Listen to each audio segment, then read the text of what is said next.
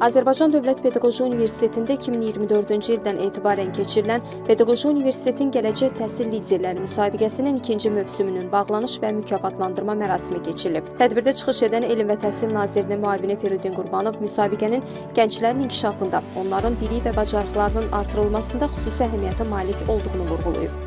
Və gələcəkdə təhsilin liderləri elə bir keyfiyyətlərə malik olmalıdırlar ki, hələ biz bilmirik gələcəkdə hansı çağırışlar, hansı problemlər bizi gözləyir, amma ona hazır olmaq lazımdır. O problemləri həll etmək bacarığına malik bizim məzunlar olmalıdır. Onu siz təhsil liderləri həyata keçirməlisiniz. Onu bacarmalısınız. Necə onu eləmək çox mürəkkəb məsələdir.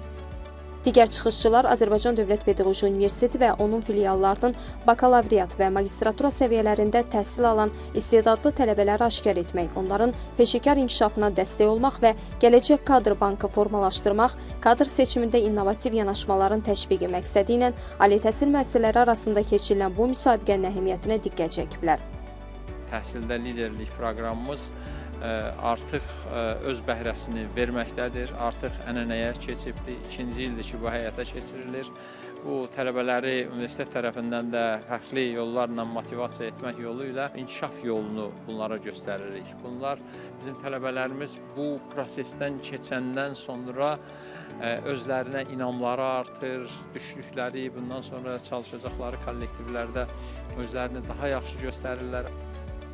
Sən də bacararsan şüarı ilə keçirilən müsabiqənin 10 qalibinin hər birinə 1000 manat məbləğində pul mükafatı və digər hədiyyələr Təşkilat Komitəsi tərəfindən təyin olunacaq mentorlarla 1 illik peşəkar inkişaf proqramı və kadr bankına əlavə olunma imkanı təqdim olunub. Çox fərqli və qürur verici hissdir həqiqətən.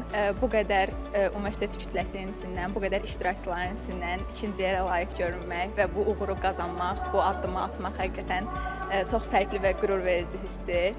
Həqiqətən ilk öncə qaliblər sırasında olacağımı təbii ki düşünürdüm, özümə güvənirdim. Amma 4-cü yer kimi yüksək yerlərdən biri olacağımı bir qədər mənim üçün sürpriz kimi oldu. Gələcəyin əsl təhsil lideri özünə güvənən və xalqını, gələcəyini, millətini düşünən, onların gələcəyini düşünən bir insan olmalıdır. Keçən il yarım finalçı olmuşdum bu müsabiqədə, amma bu il finalçı oldum və düşünürəm ki, layiq idim buna. Gələcəyin təhsil lideri o şəxsdir ki, təhsil onun işi yox, həyatının bir hissəsidir. Mən belə düşünürəm.